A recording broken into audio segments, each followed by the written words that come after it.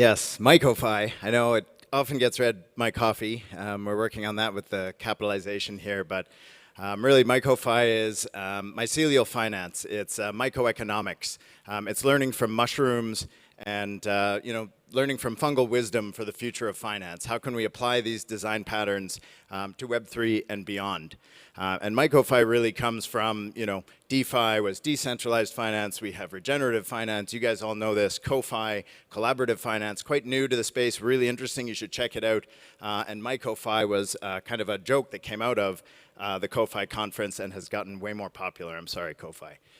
So why should we learn from mushrooms? Well, we should listen to our ancestors. Mushrooms are actually our ancestor. We evolved from them at some distant point of the evolution. We are closer related to mushrooms than to plants or many other forms of life, and they have so much to teach us. They are the regenerative economy of nature. There are lots of design principles. These are only 6 that we identified for this book, MycoFi, that we wrote with Kevin Owocki in the Green Pill Network, along with Scott Morris, Jessica Zartler, a number of researchers, and looking at these 6 principles in 3 different lenses. 1, how the mushrooms do it. 2, how it works in Web3 today. There's lots of examples of MycoFi, I would say, underground maybe in Web3. And then 3rd, what can we do in the future with these technologies and these principles? So running through them quickly, because we've only got a few minutes here.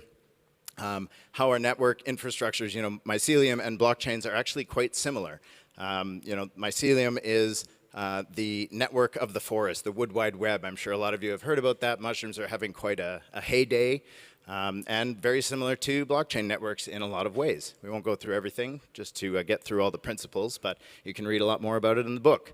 Their fractal nature, self-similarity. There's a lot of efficiency in design for these types of infrastructures. Emergent coordination, how they coordinate from the bottom up, learning from the edges of the network. Things like quadratic funding actually is a really interesting way to gather sort of emergent signal from communities and then allocate funding matching quadratically. Fungi are the original DAOs. They share information, they distribute resources, they make decisions, and they navigate change very effectively. So we can learn a lot from these organisms. Dynamic flow. There's no locking in mushrooms. Everything flows all the time. Continuous resource distribution through the network. We can learn so much from these. There's lots of examples like radical drips, pushing funding to dependencies, conviction voting, flowing our voting power. Inverter network is working on dynamic token issuance. Lots of interesting examples of dynamic flow in Web3 systems today. Mutual reciprocity. We've, 4 billion years of mutual benefit is what the mushrooms have delivered to all of these different ecosystems. I don't know if you are aware that mycelium is kind of like the extended nervous system of nature. Trees can recognize, feed, and communicate with each other. They make forests into networks of mesh stability. Up to 75% of plants' roots can be entangled in mycelial webs. 9 out of every 10 trees on the planet is connected to a mycelial network. So we have this really strong, resilient kind of underground socialism through these mycelial networks. And they encourage polycentric pluralism. Diversity weaves that resilience. Mushrooms can have up to 20,000 different genders, if you didn't know that. So very pluralistic. They're experimenters. So why should we learn from fungi again? They have so much to teach us. There's no mono in myco. Moving from monoculture currencies to permaculture currencies. How can we create different baskets of resources to serve different societal niches that are horribly underserved by the current system? And what's our goal here? If we can take down, this current system not by, fighting it directly, but actually by composting it, by breaking down the parts that aren't working, by reutilizing those resources from the bottom up, serving the core needs of community, I think we have I don't think capitalism has a fighting chance, actually. So this is the book we wrote. If you haven't read it yet, free copy is on the top. Hard copy, if you want to purchase one, is on the bottom. You can definitely check that out. And we have a few copies actually out in Fungi Sync. If you haven't seen the exhibit out in the main hall, Great area, lots of really cool art, and we'll be hanging out there talking a lot about MycoFi. Thanks very much.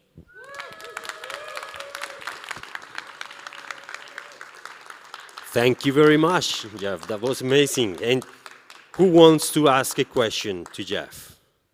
And we'll bring the microphone. It's the last session today. Go ahead.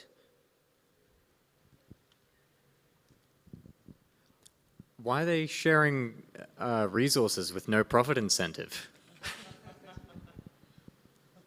It is interesting, actually. Mushrooms do exhibit what's called like Walrasian market behavior. So they do actually have profit incentives. They've hooked up mycelial nets and meshes to trees with high phosphorus and low phosphorus. And they found that the trading rates actually change depending on how much of the resource is available. So they trade nutrients, minerals generally to the tree, and the tree trades sugars in exchange. But if the resources are in scarcer supply, the exchange rates change. So actually they kind of do, just in a polycentric or permaculture economy. There's no one currency. It's a pluralistic profit kind of thing. Awesome. We have time for one more question. One more. Someone, please. I would say Inverter Network is a really exciting, very sort of like modular, composable toolkit. They're working on a lot of these flow, tools for flow, allocation of token distributions. I mean, obviously, Gitcoin, a lot of these projects, Giveth, Givebacks. Wow, there's so many really cool opportunities. QAC, if you haven't heard of QAC, everyone here knows DAC.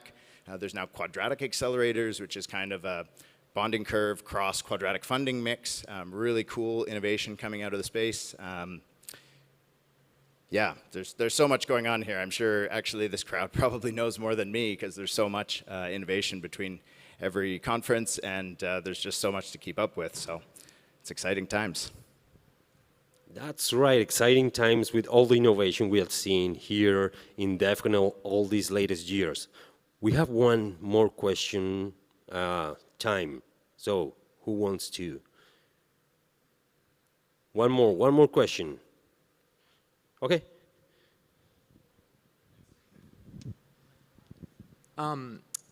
What was that? Was it like the modular tokens or something that you mentioned before? I guess, well, if I was speaking about Inverter Network, so they're working on sort of modular components, so you can have sort of issuance mechanisms, allocation mechanisms, decision-making mechanisms, but without sort of one hard-coded DAO experience. You can plug in different, you might have quadratic funding for one DAO, but a different group wants to do conviction voting. Some group might want to have a bonding curve for their token issuance. Maybe someone else wants something more like a liquidity bootstrapping pool, or there's all sorts of different modules that can plug in to create more complex token systems. And I think this is actually really, if you think about computing as well, how do we have such an infinite diversity of computing while we have chips, and chips can be combined in all sorts of different ways, and then we get really incredible technology. So I think we're starting to verge on this on the economic, institutional side of things, and I think these toolkits are a really interesting way forward. Awesome, people. Please put your hands together for Jeff. Thank you so much, man.